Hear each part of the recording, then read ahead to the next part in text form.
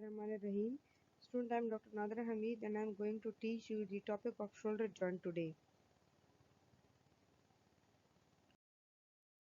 The learning objectives for today's lecture are articulation, like you should know which bones are responsible uh, in the formation of shoulder joint, which type of joint is this, what is the attachment of the capsule in this joint, how many ligaments are involved in this joint and how they are attached and how they are strengthening this joint, which type of movements are allowed in this joint, and what are the different applied aspects. Few of them will be discussed in this lecture.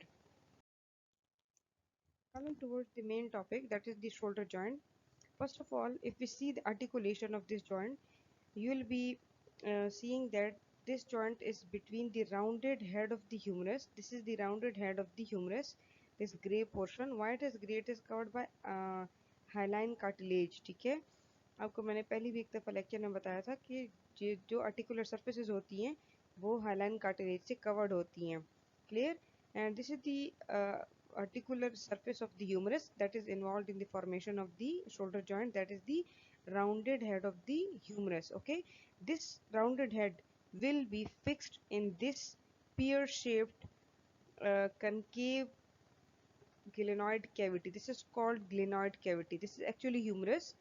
This is scapula. Okay, scapula has a pear shaped concave fossa that is called glenoid fossa or glenoid cavity. Okay, बहुत ज़्यादा deep नहीं होता, it is bit shallow. Okay, but it is concave and the convex head of the humerus is fixed or attached to this concave fossa of the scapula. So it is between the rounded head of the humerus and shallow pear-shaped glenoid cavity of the scapula.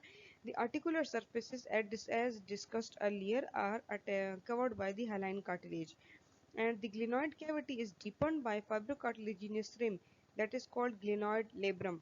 If you remember the lectures of general anatomy, we discussed this labrum. I told you that this cavity, the glenoid cavity, is shallow. Okay, so it can accommodate this head of the humerus, but to some extent. So to avoid the dislocations, this cavity is covered outside by a labrum. एक thick सा एक thick सी covering है this one. ठीक है, this is called the glenoid labrum. ये covering जो है ये इस तरह से अरेंज होती है like rubber band type, like if you arrange the rubber band around this cavity कि वो उसको थोड़ा सा डीप कर सके. ठीक है, सो उसके एजेस पे लगा दें उस रबर बैंड को, तो वो कैविटी जो है वो थोड़ी सी डीपन हो जाएगी just to accommodate this head of the humerus. Now this joint is a type of ball and socket joint. Okay, this is the socket. Actually this is a type of ball, so ball and socket type of joint. Shoulder joint is ball and socket type of joint. Now attachment of the capsule. The capsule is a thin lax type membrane which allows the wide range of movements. Capsule की attachment कहाँ से कहाँ होती है? When this head is within this glenoid cavity, the capsule is attached. इसकी एक medial attachment होगी जो कि स्कैपुला पे होगी और एक लैटरल अटैचमेंट होगी जो कि ह्यूमरस पे होगी. ठीक है, दी जो मीडियल अटैचमेंट है इसकी वो कहाँ पे है कि it's around the joint, it is attached medially to the margins of the glenoid cavity outside the labrum. ठीक है, ये लेब्रम जो है ये जो आपको ग्रेश ब्लूइश ग्रे नजर आ रहा है, this thick portion, this is called labrum. इसके आउटसाइड अगर आप देखें ये बहुत थिन सी एक मेम्ब्रेन नजर आ रही है. ठीक है, this thin membrane is called capsule. It is covering this whole joint as a whole and जो है वो आपके जो ह्यूमरस है उसके laterally attach होती है to the anatomical neck of the humerus. ठीक है, this line, this जो pointer है, ठीक है, this is called anatomical neck of the humerus. ठीक है, this line is actually separating the head from rest of the humerus. So इसके to neck होते हैं ह्यूमरस की. जिस पे आपको पॉइंटर नजर आ रहा है this is the anatomical neck, and अब जो पॉइंटर जिस पे आया है this is the surgical neck of the humerus. Okay, so जो कैप्सूल है वो लेटरली ह्यूमरस पे एनाटॉमिकल नेक पे अटैच होती है और जो ग्लेनॉइड कैविटी है उसके अराउंड जो है वो अटैच होती है, but outside the labrum. Labrum जो है वो इस कैप्सूल के अंदर ही होता है, इस जॉइंट कैविटी को फुली कवर करता है ये capsule. Okay, and this capsule is strengthened by fibrous slips of tendons of rotator cuff muscles। ठीक है, rotator cuff muscles we will discuss, like we have discussed the rotator cuff muscles कि वो कौन कौन से हैं। उनके टेंडन्स जो हैं वो सारे के सारे इधर से जो है वो पास होते हैं, एज यू नो कि वो इसी जॉइंट के ऊपर से जो है वो पास होते हैं, तो वो इस जॉइंट कैप्सूल को स्ट्रेंथन करते हैं। ठीक है, ये जो रोटेटर कफ मसल्स हैं। Okay, now what are the ligaments? The ligamentum support of the shoulder joint are it has got the glenohumeral ligaments। ठीक है, अगर आप ligament के नाम पे गौर करेंगे then you will be able to know the attachments of these ligaments। okay, so glenohumeral ligament, glenohumeral means it is attached to the glenoid cavity and humerus। ठीक है, so it has got three weak bands, तीन bands होते हैं इस glenohumeral ligament के, जो कि इस जॉइंट को फ्रंट से स्ट्रेंथन करते हैं। ठीक है, these are superior, middle and inferior। now coming towards the diagram you can easily see this 1 2 and 3, these are the bands of the glenohumeral ligaments। ठीक है, जिसको मैंने जो है वो ब्लैक आउट वो किया हुआ है। ठीक है, सर्कल किया हुआ है, 1 2 3 सुपीरियर, मिडिल एंड इंफीरियर जो है वो इसके बैंड्स हैं। Now second one is transverse humeral ligament. Transverse humeral ligament जो है वो ह्यूमरस के दोनों ट्यूबरोसिटीज के बीच में होता है। ठीक है, लेसर ट्यूबरोसिटी और ग्रेटर ट्यूबरोसिटी के बीच में this one is the transverse humeral ligament. ठीक है, जिसके अंदर से जो है वो एक टनल बन जाता है और उसमें से बाइसेप का टेंडन जो है वो पास होता है। So this is the transverse humeral ligament, the second one। Third one is coracohumeral ligament. Coracohumeral means कि कोराकॉइड प्रोसेस से ह्यूमरस की तरफ अटैच है। ठीक है, from the root of coracoid process to the greater tuberosity of the humerus. ठीक है, so this is actually the coracohumeral ligament. ठीक है, ये कोरेकोह्यूमरल लिगामेंट है जो कि tip of the coracoid process से एक्सटेंड होता है और ग्रेटर ट्यूबरोसिटी जो सुप्रास्पाइनेटस का टेंडन है इसके बैक पे देखें, दिस वन। ठीक है, this is the coracohumeral ligament extends from the tip of the coracoid process towards the greater tuberosity of the humerus। ऐसे superiorly जो है वो इस joint को strengthen करता है। then you have accessory ligament। accessory का मतलब ये है कि जो direct इसकी उसमें जो anatomy है, anatomical structure में involved नहीं है, but it is like somewhat helping the joint and its stability। okay, accessory ligament में हमारे पास है कोरेको एक्रोमियल लिगामेंट। कोरेको एक्रोमियल मींस कि कोराकॉइड प्रोसेस से एक्रोमियन प्रोसेस तक एक्सटेंड होता है। ठीक है, it is supporting the joint from superior aspect. So this is the कोरेको acromial ligament. ये एक्रोमियन प्रोसेस है, ये कोराकॉइड प्रोसेस है, इनके बीच में जो ये वाला लिगामेंट है this is called कोरेको acromial ligament. ये इस जॉइंट को, शोल्डर जॉइंट को इस सुपीरियर एस्पेक्ट से जो है वो स्ट्रेंथन करता है।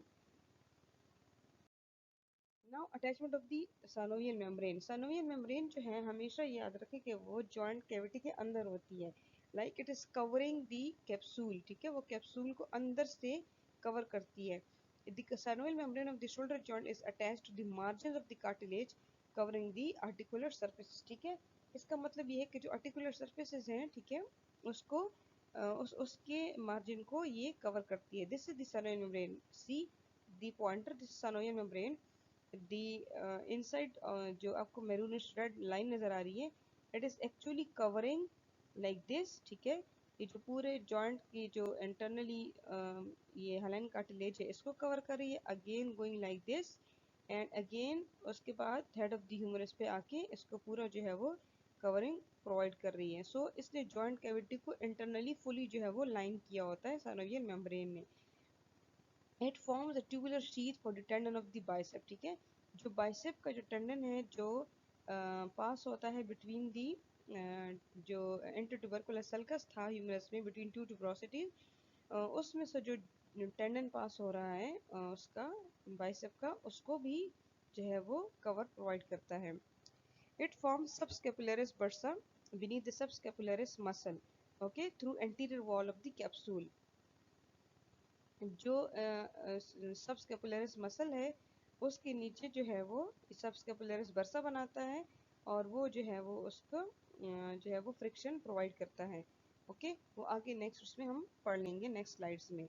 सो the synovial membrane is lining inside of the shoulder joint, covering the whole of the articular surfaces that are covered by hyaline cartilage. उन सबको कवर करता है कैप्सूल को।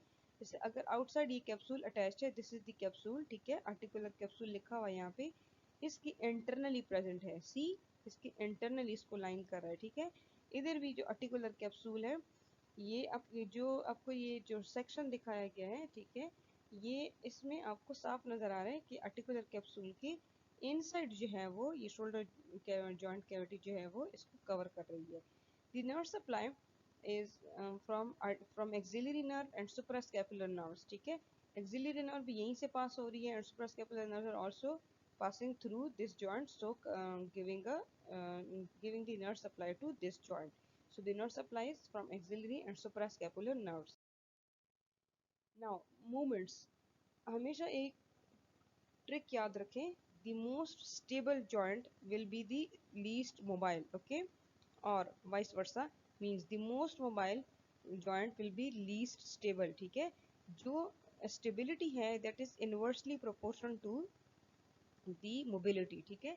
अगर कोई जॉइंट बहुत ज़्यादा मोबाइल है, उसकी मोबिलिटी मूवमेंट्स की रेंज बहुत ज़्यादा है, तो वो स्टेबल कम होगा, और अगर कोई जॉइंट जो है वो स्टेबल ज़्यादा है तो उसकी मोबिलिटी कम होगी, ठीक है।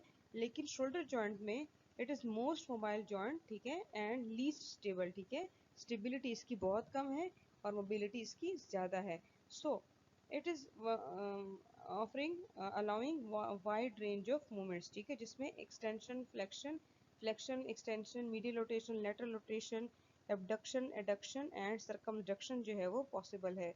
So coming towards the flexion, 90 degree जो है वो इस जॉइंट में नॉर्मल फ्लेक्शन होती है, दिस इज द फ्लेक्शन, ठीक है। जो flexion of the shoulder joint जो है वो बिल्कुल सामने की तरफ आप अपने आर्म को एक्सटेंड करें toward the 290 degree, this is the flexion of the shoulder joint. It is actually perform by the anterior fibres of the deltoid, जो डेल्टॉइड मसल है उसके जो एंटीरियर फाइबर्स हैं वो फ्लेक्शन में हेल्प करते हैं, ठीक है। Pectoralis major muscle, bicep brachii and coracobrachialis, all these three muscles are helping in flexing the joint, ठीक है। Now coming towards the extension, जो नॉर्मल एक्सटेंशन होती है दिस वन, ठीक है, वो आपकी backward movement of the arm है, ठीक है, that is of 45 degree normally, ठीक है, 45 डिग्री की एक्सटेंशन होती है बैक पे, और हेल्पिंग जो मसल्स हैं those are the posterior fibres of the deltoid, latissimus dorsi and teres major, ठीक है। ये जो बैक के मसल्स हैं, ठीक है, posterior fibres of deltoid, latissimus dorsi and teres major, वो इस जॉइंट के उसमें हेल्प करते हैं एक्सटेंशन में, क्लियर। नाउ एबडक्शन, एबडक्शन जो है दिस इज द एबडक्शन, ठीक है। एबडक्शन जो है that is perform by middle fibres of the deltoid, ठीक है। जो एंटीरियर फाइबर्स थे वो फ्लेक्शन कर रहे थे डेल्टॉइड के, posterior fibres were extending the joint, and जो मिडल फाइबर्स हैं that is performing the abduction of the joint, ठीक है, असिस्टेड बाय सुप्रास्पाइनेटस, ठीक है। जो आपकी शोल्डर जॉइंट की एबडक्शन है that is initiated by supraspinatus, supraspinatus जो है वो इस एबडक्शन मूवमेंट को इनिशिएट करता है, ठीक है। और जो 15 degree of abduction is done by supraspinatus, ठीक है। पहली 15 डिग्री की जो है एबडक्शन सुप्रास्पाइनेटस करता है, जो 15 डिग्री की बियॉन्ड एबडक्शन हो, ठीक है, तो वो जो है that is perform by middle fibres of the deltoid. So याद रखें हमेशा, फर्स्ट 15 डिग्री की जो एबडक्शन है that is always initiated by supraspinatus, okay। now adduction, adduction जो है जब abducted joint को आप वापस adduct करेंगे, that function will be performed by pectoralis major, latissimus dorsi, teres major and teres minor, ठीक है। तीन मसल जो है वो बैक पे प्रेजेंट है स्केपुलर रीजन पे, और जो एक मसल है वो आपके फ्रंट पे प्रेजेंट है, pectoralis major, all these four muscles are helping in adduction of the already abducted arm। lateral rotation, जो नॉर्मल lateral rotation होती है दिस वन, ठीक है, this is the lateral rotation, जो आप अपने आर्म को अपने साइड पे ले जाते हैं, ठीक है। फ्लेक्स्ड, हल्का सा फ्लेक्स्ड करके, फोर आर्म को फ्लेक्स्ड करके आप उसको साइड पे ले जाएं। This action is actually lateral rotation, ठीक है। ये जो नॉर्मल लेटरल रोटेशन होती है वो 40 to 45 डिग्री होती है, that is perform bye infraspinatus, teres minor and posterior fibers of the deltoid. So this is the lateral rotation of the shoulder joint performed by infraspinatus, teres minor and posterior fibers of the deltoid. Medial rotation जो है, आप जब ये laterally rotated arm को वापस जो है अपने क्या कहते हैं बॉडी के करीब लेकर आएंगे, this will be called medial rotation, ठीक है। नॉर्मल मीडियल रोटेशन इस जॉइंट की है 55 degree, that is perform by subscapularis, latissimus dorsi, teres major and anterior fibres of the deltoid, ठीक है। जो इसको वापस ले आए, मीडियली इसको रोटेट करें, so this action is perform bye all these four muscles. And circumduction जो है it is the combination of all the above movements, ठीक है। उसमें flexion, extension, abduction, adduction, medial rotation, lateral rotation, so this is circumduction, ठीक है। It like अगर एक बंदा जो है वो बॉलिंग करा रहा है, जो जो बॉलर्स होते हैं जब वो बॉल थ्रो करते हैं उस टाइम से जो मूवमेंट उसमें परफॉर्म होती है दैट इज द circumduction, ठीक है। एज अ होल जो है वो पूरे अपने रेंज को, शोल्डर जॉइंट की रेंज ऑफ मूवमेंट्स को कवर करता है। सो सारे के सारे जो हैं वो मूवमेंट्स कंबाइन हो जाते हैं, and that one movement in which all the movements of the shoulder joint are combined are called circumduction. Now important relations of the shoulder joint.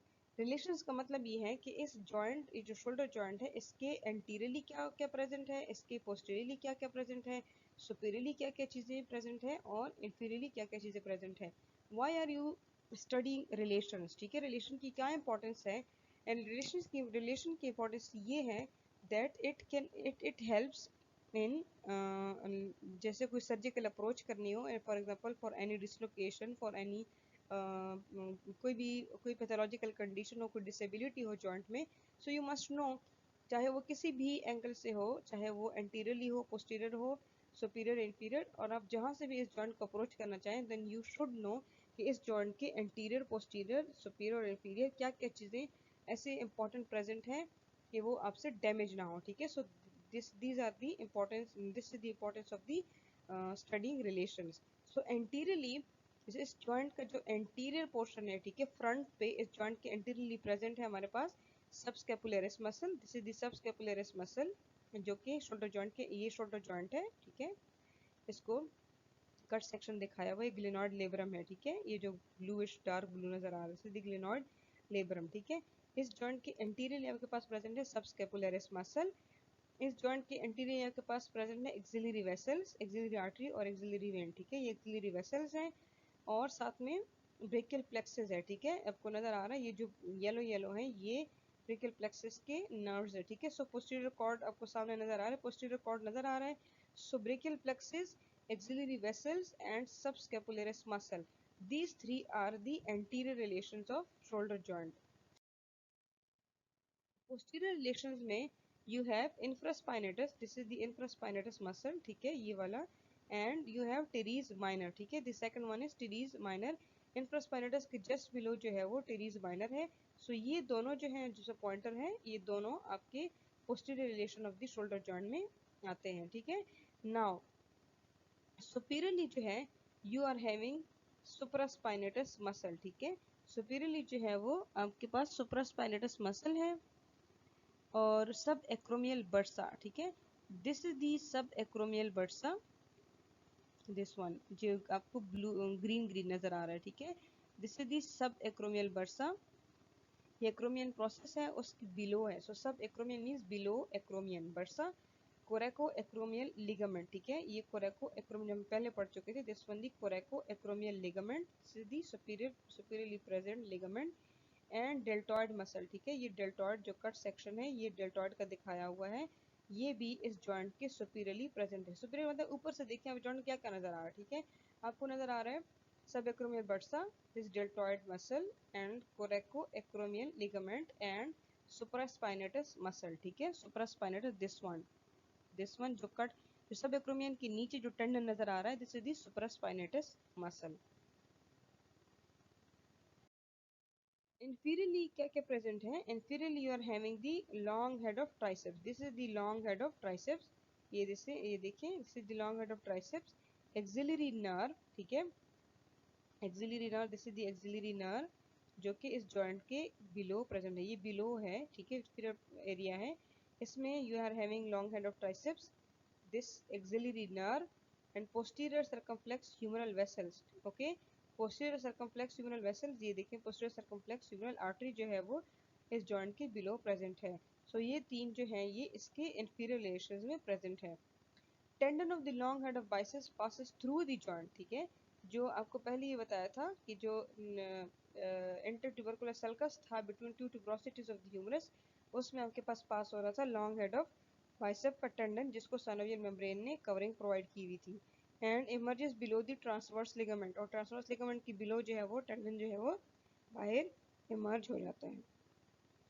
Now bursa जो है, what are what are the functions of these bursa, ठीक है, इन बर्सी के क्या functions है? They reduce the friction between the tendons, joint capsule and bone, okay, joint capsule और bone और tendons जितने भी structure जो हैं that those are present around the joint, okay, तो उसके बीच में जो friction को reduce करना है, that function is performed by bursitis. These are fluid filled sac, ठीक है, फ्लूइड फिल्ड सैक है जिसमें फ्लूइड प्रेजेंट होता है टू रिड्यूस द फ्रिक्शन।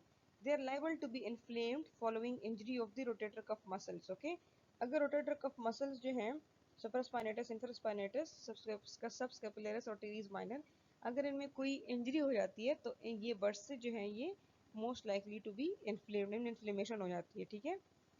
कौन कौन से बर्सी है हमारे पास important? Subscapularis bursae between the subscapularis tendon and capsule, so this number one is subscapularis bursae, okay, this one is subscapularis bursae here, present anterior to the joint, shoulder joint. Infraspinatus bursa between infraspinatus tendon and capsule, ये infraspinatus muscle था जो हमने यहाँ पढ़ा था, this one, ये जो posterior relation में था, इसके और इस joint के बीच में infraspinatus bursa है। सब एक्रोमियन जो कि सुपीरियर रिलेशन में था, the third one, that is the called sub acromion bursa, that is present between deltoid and supraspinatus muscle and capsule, okay, supraspinatus muscle है, ये बर्सा है और ऊपर इसके डेल्टॉइड है, तो ये इन दोनों टेंडन्स के बीच में फ्रिक्शन को रिड्यूस करने के लिए प्रेजेंट है। Clinically the shoulder joint, as I told you, it is the least stable joint, so it can be dislocated very easily. Anterior dislocation हो सकती है, inferiorly भी dislocate हो सकता है, and posterior dislocation is also possible. Now coming towards the anterior dislocation, it is also called subcoracoid or anterior dislocation, in which ये head of the humerus है, ठीक है, ये इस glenoid cavity के anteriorly जो है वो आगे है, ठीक है, it is displaced from its normal anatomical position and has come anterior to this glenoid cavity. Humeral head sits anterior and medial to the glenoid, just inferior to the coracoid, ठीक है, ये coracoid process है, this one, इसके below और glenoid cavity के anteriorly जो है humeral head चला जाता है, so this is called subcoracoid और anterior dislocation, mostly present in patients, 60% of cases में जो है वो ये present होता है। Second one is in subglenoid, that is anterior inferior, ठीक है, humeral head sits inferiorly and slightly anterior to the glenoid, ठीक है, this is called inferior dislocation, नजर आ रहा है, humeral head जो है वो glenoid cavity को छोड़ के downward जो है वो displace हो गया, ठीक है, so that the humeral head has also traveled medially और anteriorly, anterior inferiorly जो है वो ये head dislocate हो गए, it is present in 30% of the cases। ये एक्सरे जो है आपको शो कर रहा है, this is the x ray, humeral head आपको एंटीरियर नजर आ रहा है, स्कैपुला कहीं पीछे पड़ा हुआ है, क्लियर, और इसी तरह यहाँ पर स्कैपुला है, दिस वन, ठीक है, और ह्यूमरल हेड जो है वो इस ग्लेनोइड कैविटी, ये ग्लेनोइड कैविटी है इसकी बिल्कुल नीचे पड़ा हुआ है, so this is the inferior dislocation. Again anterior dislocation, ठीक है, ह्यूमरल हेड है वो इस ग्लेनोइड कैविटी के आगे प्रोसीड हुआ हुआ है, दिस वन, ठीक है, ये पोस्टीरियर डिसलोकेशन है, ठीक है, ह्यूमरल हेड जो है वो इस ग्लेनोइड कैविटी के बैक पे चला गया है, क्लियर, इस तरह से पोजीशन होती है शोल्डर जॉइंट की।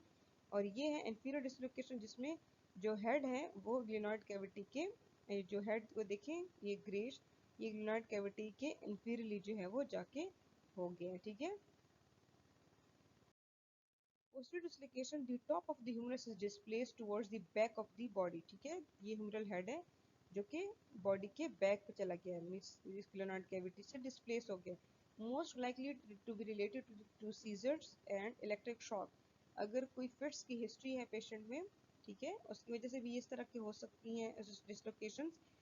Posterior dislocations can also happen because of a fall on outstretched arm or a blow to the front of the shoulder.